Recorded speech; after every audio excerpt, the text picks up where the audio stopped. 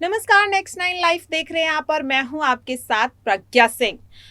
आपको बता दें दोस्तों, 10 जून को राज्यसभा के चुनाव होने हैं 4 राज्यों में। जी हाँ, आपको बता दें कि पहले 10 जून को राज्यसभा चुनाव होने थे। लगभग 57 सीटों पर 4 राज्यों में चुनाव होने थे, लेकिन नाम वापस लेने के अंतिम दिन ही 47 सीटों पर लगभग निर्विरोध जो विधायक हैं वो चुन लिए गए, जिसके बाद अब 10 जून को सिर्फ 16 सीटों पर ही चुनाव होना है। आपको बता दें कि महाराष्ट्र, कर्नाटक, राजस्थान समेत 4 राज्यों में चुनाव होने हैं ये राज्यसभा के, जिसको लेकर लगातार दावेदारी बाड़ेबंदी की जा रही है। जी हाँ, आखिर क्या कुछ अब होना है, सबकी निगाहें इसी पर टिकी हुई है। जिस तरह से हम देख रहे हैं कि राजस्थान में राज्यसभा चुनाव जिस तरह से नजदीक आ रहे हैं, अब कुछ ही घंटे बचे और ऐसे में भारतीय जनता पार्टी और कांग्रेस पार्टी एक दूसरे पर बयानबाजी कर रही है। वहीं अगर बात करें सुभाष चंद्रा की, तो सुभाष चंद्रा ने तो सीएम अशोक गहलोत पर फोन टैप करने तक का उन पर इल्जाम लगा दिया है। वहीं अगर बात करें सचिन पायलट की, तो उनके इस बयान पर सचिन पायलट ने पलटवार करते हुए कहा है कि हमारे समीकरण को देखकर कहीं ना कहीं भारतीय जनता पार्टी घबरा गई है। जी हाँ, जिस तरह से हम देख रहे हैं। वहीं अगर बात करें अन्य राज्यों की, तो वहां पर भी इसी तरीके का माहौल देखने को मिल रहा है। जिस तरह से अगर बात करें महाराष्ट्र की, तो महाराष्ट्र में इस वक्त 6 सीटों पर चुनाव होना है, जिसे लेकर के सभी पार्टियां लगातार काम कर रही हैं और विधायकों को अपने खेमे में लाने की कोशिश कर रही है। वही विपक्ष के खेमे में सेंध लगाकर ज्यादा से ज्यादा विधायकों को अपनी ओर करने की कोशिश कर रही है, जिसको लेकर के सभी पार्टियों की कवायद अब तेज हो गई है। क्या कुछ है पूरा समीकरण इन 4 राज्यों पर, पहले आप ये सुनिए। राज्यसभा चुनाव को लेकर गहमा गहमी का दौर लगातार जारी है।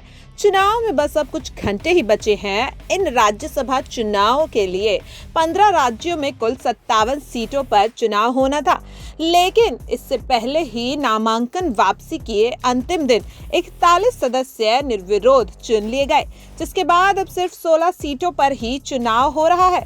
आइए अब जानते हैं कि इन 16 सीटों का क्या है गणित और कौन है किस पर भारी।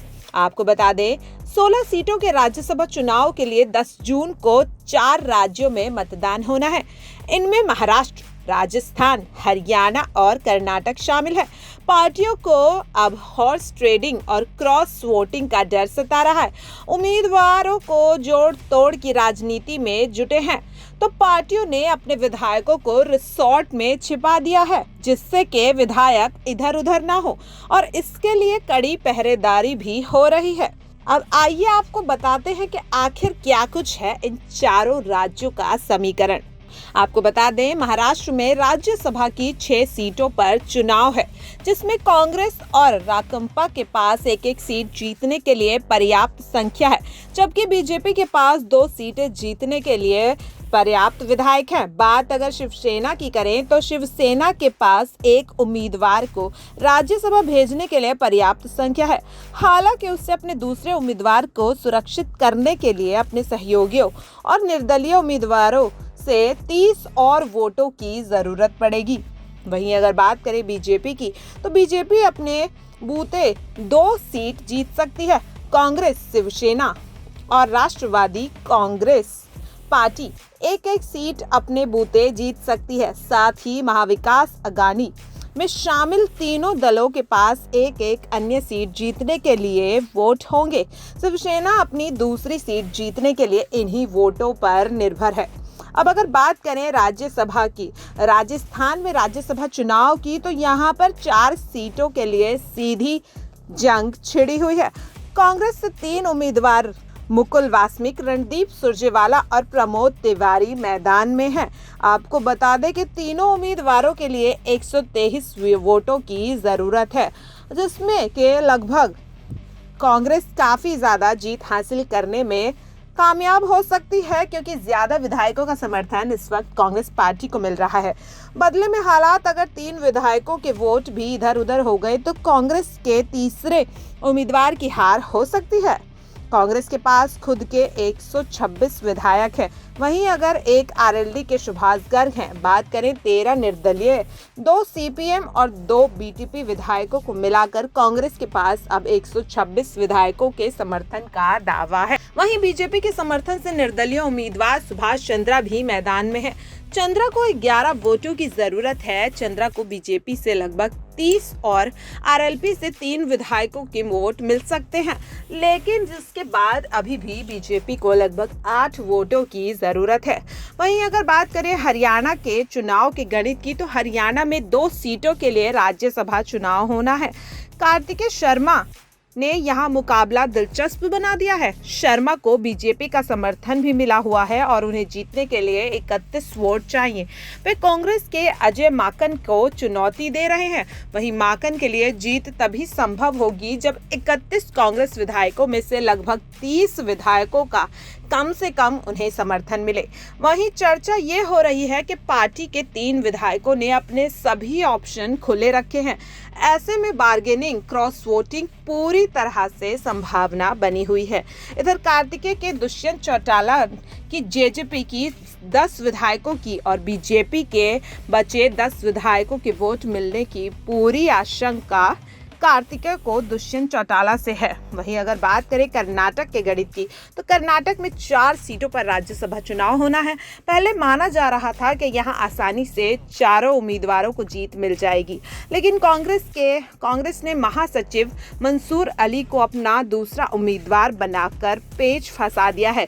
इसके बाद बीजेपी ने भी मौजूदा एमएलसी लहर सिंह को अपना तीसरा उम्मीदवार बनाया।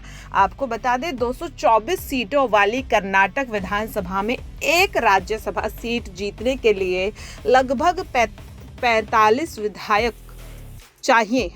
कांग्रेस के पास 70 हैं, लेकिन पार्टी में जयराम रमेश और मंसूर अली को मैदान में उतारा है। वहीं कांग्रेस की दूसरी सीट के लिए 20 और वोट चाहिए। वहीं अगर बात करें बीजेपी की, तो बीजेपी के पास 121 विधायक हैं। पार्टी ने निर्मला सीतारमण, कन्नड़ फिल्म अभिनेता जग्गेश और लहर सिंह को अपना उम्मीदवार बनाया है। ऐसे में बीजेपी को 14 और वोटों की जरूरत है। जेजेएस के पास बात करें तो 32 विधायक हैं। वहीं जेजेएस ने डी कुपेंद्र रेड्डी को मैदान में उतारा है। रेड्डी को जीतने के लिए 13 और विधायकों का समर्थन की जरूरत है। जिस तरह से लगातार राज्यसभा चुनाव को लेकर सियासी जंग जारी है, साथ ही बाड़ेबंदी भी लगातार की जा रही है। ऐसे में अब आखिर क्या कुछ होना है, इस बात का फैसला 10 जून को हो ही जाएगा। इस खबर पर हम आपको लगातार अपडेट दे रहे हैं और आगे भी देते रहेंगे। हालांकि जीत किसे मिलती है ये तो कल यानी कि 10 जून को पता चल ही जाएगा। तो जिस तरह से आपने देखा कि 4 राज्यों में लगभग 16 सीटों पर राज्यसभा चुनाव होने हैं, जिसे लेकर सभी पार्टियां लगातार तैयारियां कर रही हैं, विधायकों को अपने खेमे में लाने की कोशिश कर रही हैं। हालांकि पार्टियों को क्रॉस वोटिंग का डर सता रहा है। ऐसे में अब देखने वाली बात यह होगी कि जिस तरह से बाड़ेबंदी कर विधायकों को जबरदस्ती अपने खेमे में लाने की कोशिश की जा रही है, आखिर इसका क्या कुछ असर देखने को मिलेगा। जिस तरह से आप देख ही रहे हैं कि अब राज्यसभा चुनाव की वोटिंग होने में कुछ ही घंटों का वक्त बचा है और इसी को देखते हुए सभी पार्टियों ने अपनी कवायद तेज कर दी है। किस तरह से विधायकों को अपने खेमे में रखा जाए और विपक्ष पार्टियों में सेंध लगाकर उनके विधायकों को अपनी तरफ किया जाए, इसी पर सभी की नजर है। हालांकि क्या कुछ होना है ये अब कुछ ही घंटों के बाद पता चल जाएगा, लेकिन अब देखने वाली बात होगी कि आखिर इन 4 राज्यों में जिन 16 सीटों पर चुनाव होना है, आखिर क्या कुछ समीकरण निकल कर आता है। क्या वाकई में पार्टियां बाड़ेबंदी कर विधायकों को अपने खेमे में लेने में कामयाब हो पाएंगी और आखिर किस पार्टी को जीत मिलेगी और विधायक क्रॉस वोटिंग कर किस पार्टी को सत्ता से बाहर कर देंगे, ये देखने वाली बात होगी। इस खबर पर हम आपको लगातार अपडेट दे रहे हैं और आगे भी देते रहेंगे। हालांकि क्या कुछ होने वाला है वो कुछ ही घंटों में पता चल जाएगा। फिलहाल के लिए इस खबर पर मेरे साथ इतना ही। बाकी ऐसे ही तमाम खबरों से जुड़े रहने के लिए देखते रहिए नेक्स्ट टाइम लाइव। नमस्कार।